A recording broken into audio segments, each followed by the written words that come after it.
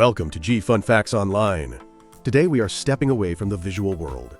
Usually, when we think of history, we think in images. We think of the golden mask of Tutankhamun, the geometry of the pyramids, or the stone gaze of the Sphinx. We look at history through glass cases, separated by an insurmountable wall of time. But today, we are going to shatter that glass.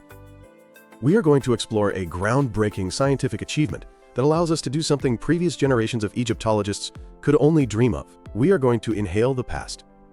In the sterile air of a modern laboratory in Germany, a team of scientists recently summoned a ghost. It did not arrive with a rattle of chains, but with a whisper of scent, a complex resinous breath that had been held in the darkness of a limestone canopic jar for over 3,500 years. This is the story of the scent of eternity, the olfactory soul of a woman named Senetnay, released from the silence of the Valley of the Kings to speak to the living once more. To understand this scent, we first have to understand the woman who wore it. Her name was Senetnay, and she lived around 1450 BCE, during the height of the 18th dynasty. She was not a queen by blood, but in the hierarchical world of the Egyptian court, she held a position of intimacy and influence that rivaled the royal family. Senetnay was the royal wet nurse to the future pharaoh Amenhotep II. Now, to modern ears, a wet nurse might sound like a domestic service role, but in ancient Egypt, this was a bond of milk and blood that elevated a family to the highest echelons of power. She was the woman who held a god-king at her breast. Her milk nourished the body that would one day sit upon the throne of the two lands. Because of this sacred bond, she was granted the title Ornament of the King and accorded a privilege rarely given to non-royals, which was burial in the Valley of the Kings. Her tomb, KV-42, was discovered in 1900 by Howard Carter, decades before his world-changing discovery of Tutankhamun. But unlike the boy king's tomb, KV-42 had been heavily looted. The gold was gone. The jewels were gone. What remained, ignored by treasure hunters but priceless to science, were the canopic jars.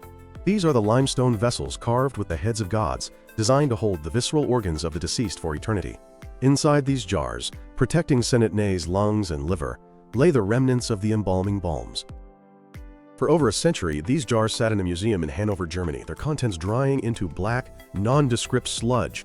It was not until 2023 that a team led by Barbara Huber from the Max Planck Institute of Geoanthropology decided to subject this sludge to the full force of modern forensic science. The question was simple yet profound. How do you smell a ghost? The process they used is known as olfactory archaeology.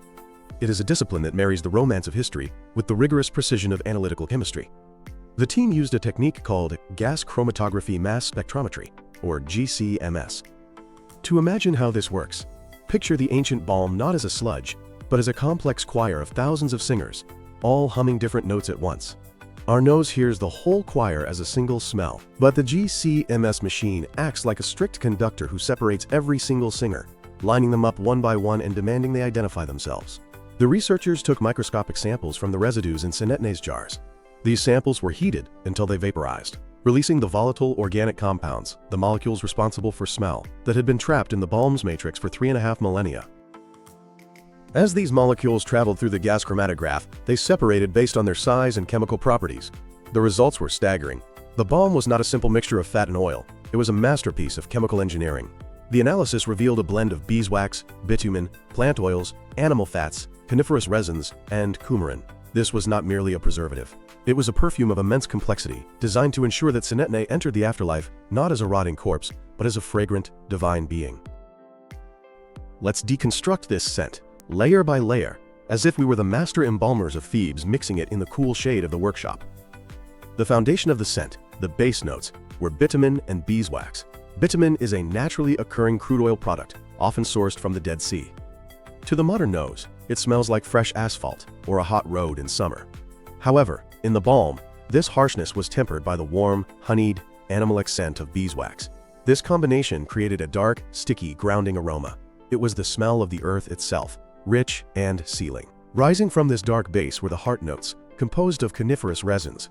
The analysis identified larch resin, which has a strong, turpentine-like, green and woody scent. It smells of pine needles crushed between fingers, of clean mountain air. This was the scent of purification. Unlike the hot, dusty air of Egypt, these resins carried the fresh, sharp scent of northern forests, a smell that must have seemed exotic and cooling to the inhabitants of the Nile Valley. Floating above the heavy resins were the lighter, sweeter aromatics. The presence of coumarin and vanillic acid suggests the use of ingredients that degrade into these sweet, hay-like, and vanilla-scented compounds. This added a layer of luxury, a gourmand quality that softened the medicinal sharpness of the pine and the heavy tar of the bitumen. But the most fascinating note, the twist that stunned the scientific community, was a resin likely identified as damar. And this is where our story shifts from chemistry to global history. The discovery of damar resin in Senetnay's balm dropped a bombshell on the archaeological world. Why? Because the trees that produce damar do not grow in Egypt, they do not grow in the Near East, they do not grow in Africa. They grow in the tropical rainforests of Southeast Asia, in modern-day Indonesia, Malaysia, and the Philippines. For decades, we believed that Egyptian trade routes were largely regional. We thought they stretched perhaps as far as Mesopotamia or Crete, but the presence of damar resin in a jar from 1450 BCE implies that long before the Silk Road, long before the Roman Empire, there was a proto-global trade network connecting the jungles of Borneo to the tombs of Thebes. Imagine the journey of that resin. It was tapped from a towering tree in a Southeast Asian rainforest by a harvester who would never know of Egypt. It was carried on small boats through the Indonesian archipelago, traded in the ports of India, carried across the Indian Ocean by dhows riding the monsoon winds, offloaded in the ports of the Red Sea or the Persian Gulf, carried by camel caravan across the burning deserts, and finally sold in the bustling markets of Thebes. By the time it reached the embalmer's workshop, this resin was more precious than gold. It had traveled thousands of miles. The Egyptians may not have known exactly where it came from, calling it perhaps resin of the god's land, but they knew it was rare, exotic, and possessed powerful preservative qualities. The inclusion of such a rare ingredient in Senetnay's balm speaks volumes about her status. The pharaoh Amenhotep II spared no expense for his beloved wet nurse. He wrapped her not just in linen, but in the fruits of the entire known world. Her body became a microcosm of global trade. Now let's look at how this scent was applied. To the ancient Egyptians, the preservation of the body was not just about keeping the flesh intact. It was about transfiguring the corpse into a divine statue. The process took 70 days, a period mirroring the time the star Sirius disappeared from the sky before rising again, a celestial cycle of death and rebirth. The first 15 days were for purification. The body was washed with Nile water and palm wine. The internal organs were removed, which is when Senetnay's scented lungs and liver were placed into those jars. The next 40 days were for desiccation. The body was packed in dry natron, a natural salt mixture. This was the most crucial biological step because the salt drew all moisture from the flesh, stopping bacteria, but it also left the skin brittle and gray. The final stage, from day 56 to 70, was the anointing and wrapping. This is where the scent of eternity came into play. The embalmers massaged the body with the sacred oils and resins we identified earlier. This was not just moisturizing. It was a ritual act of sealing the body against the forces of chaos. The heated resins, liquid and golden, were poured into the body cavity and over the skin. As they cooled, they hardened into a glass-like shell, a biomolecular glass that physically blocked bacteria and sealed the scent inside. The priests whispered spells as they worked, identifying each oil with a god. When Senetnay was finally lowered into her tomb, she did not smell of death. She smelled of the forest, the earth, and the exotic east. She was an olfactory masterpiece. But why were the Egyptians so obsessed with scent? In our modern world, we view perfume as a cosmetic. In ancient Egypt, scent was theological. The Egyptians observed that living things smelled sweet or neutral, while dead things smelled putrid. Therefore, foul odors were the smell of chaos, or isfet. Sweet smells were the smell of order, or ma'at. To smell good was to be alive. To smell divine was to be a god. In the hall of judgment, where the heart was weighed against the feather of truth, the deceased had to be pure. A rotting body was a sign of impurity. By saturating the body in antibacterial fragrant resins, the embalmers were literally halting the process of chaos. They were freezing the body in a state of sweetness so that the gods would recognize the deceased as one of their own. The patron deity of this fragrant world was Nefertem, often depicted as a beautiful young man with a blue lotus flower on his head. Myth says that he rose from the primordial waters at the dawn of creation as a blue water lily. When the petals opened, the sun god Ra emerged, and the sweet scent of the flower was the first thing to exist in the universe. Thus, perfume was not made. It was the original state of creation. This obsession with scent extended to the living as well. The most famous of all ancient perfumes was Kaifi. Kaifi was not just an incense, it was a medicine, a relaxant, and a holy offering. It was burnt in the temples at dusk. We have recipes for Kaifi inscribed on the walls of the temples at Edfu and Philae. It was a labor-intensive process that took weeks to complete. The ingredients included honey, wine, raisins, frankincense, myrrh, sweet flag, cinnamon, juniper berries, and pine resin. These were ground, cooked, and fermented into a sticky black paste that was rolled into pellets. When placed on hot charcoal, Kyphe released a heavy, sweet, spicy, and narcotic smoke. Greek writers like Plutarch praised Kyphe, claiming it could lull one to sleep, allay anxieties, and brighten dreams.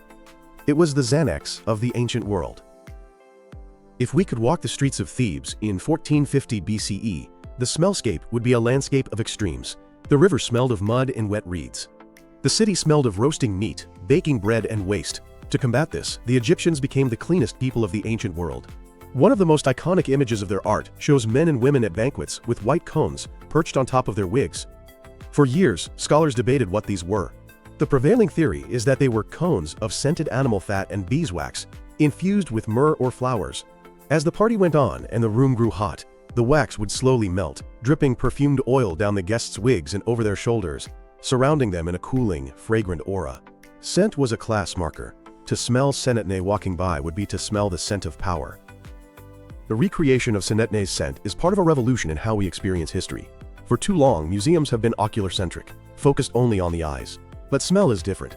It is the only sense that bypasses the thalamus and goes directly to the amygdala and hippocampus, the parts of the brain responsible for emotion and memory. Smell is an emotional time machine. At the Mosgaard Museum in Denmark, where the scent of eternity was first exhibited, visitors didn't just look at Senetnay's jar. They walked into a room and inhaled her presence. Some found the scent comforting, reminding them of old churches. Others found the bituminous note unsettling. But no one was indifferent. By recreating these scents, scientists are giving us a sensory bridge. They are transforming the dry figures of history books into living, breathing humans who cared about how they smelled, who loved luxury, and who feared decay. Senetnay died 3,500 years ago. Her body has likely been ravaged by time. Her name was almost forgotten. But the ancient Egyptians believed that to speak the name of the dead is to make them live again. Today we have done more than speak her name. We have breathed her air. The embalmers of KV-42 succeeded in their mission. They did not preserve her flesh for eternity, but they preserved her essence. When we smell the scent of eternity, we are smelling the love of a pharaoh for his wet nurse. We are smelling the fear of death and the hope for rebirth. We are inhaling the very breath of the ancient world, proving that while stone may crumble and gold may be stolen, scent, elusive and invisible, can truly last forever. Thanks for listening to G Fun Facts Online.